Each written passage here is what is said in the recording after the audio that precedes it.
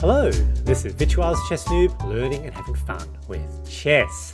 I've got another game of the Vienna Gambit decline with knight c6.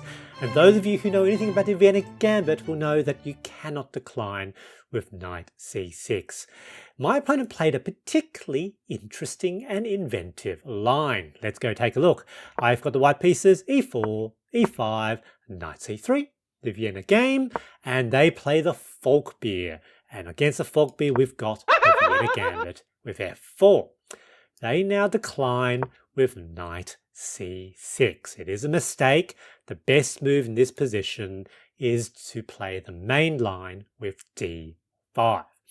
Because if you try to decline here, ignoring that threat, I can take. And that's what I do.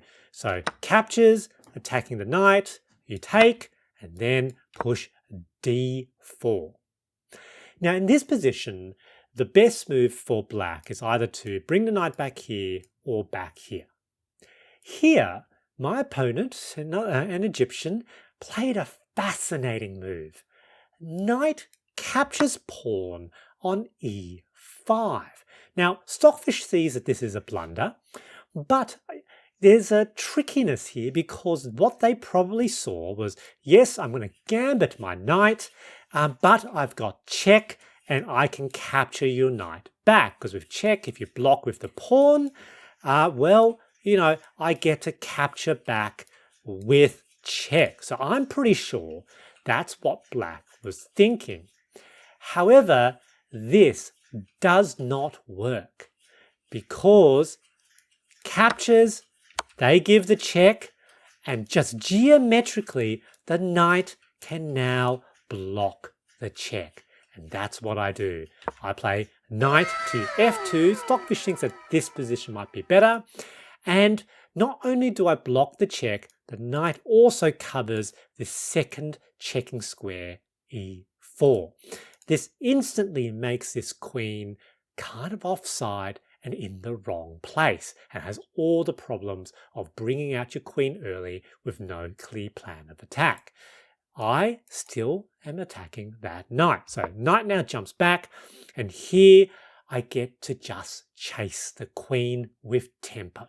Chase the queen with development. Knight to f3, normal developing square, attacking the queen. Stockfish now reckons the queen is in a bad place. Need to bring the queen all the way back to d8.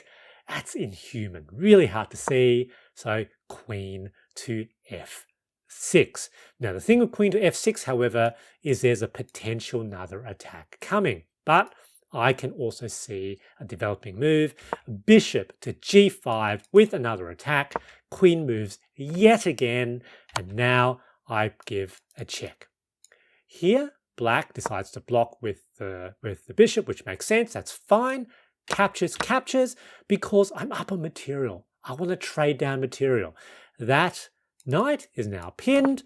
I give long castles. My king is safe. Black barely has any development. This knight is pinned. This queen is, it's okay, but it's not quite in the right place. They try to push a central pawn, but now with that open diagonal, what I can do is give a check, a fork, queen and king. I can force a queen trade, captures, and now I'm just winning. So without the queen, it's very difficult now for black to win. I'm basically up a piece of material, so I just have to play carefully. So they attack my bishop, that's fine. Let's bring it all the way back. They short castles. Well, opposite side casting, that's probably advantage me because I've got the extra piece, and now I can pawn storm, and I'm probably just a bit faster than black.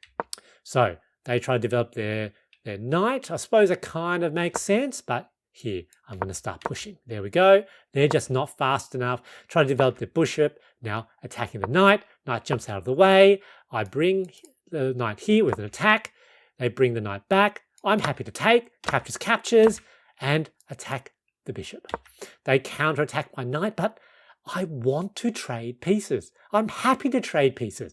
And if they capture, that opens up the h-file. So take, very good for me. Push the pawn. What are they going to do? They try to bring out their king.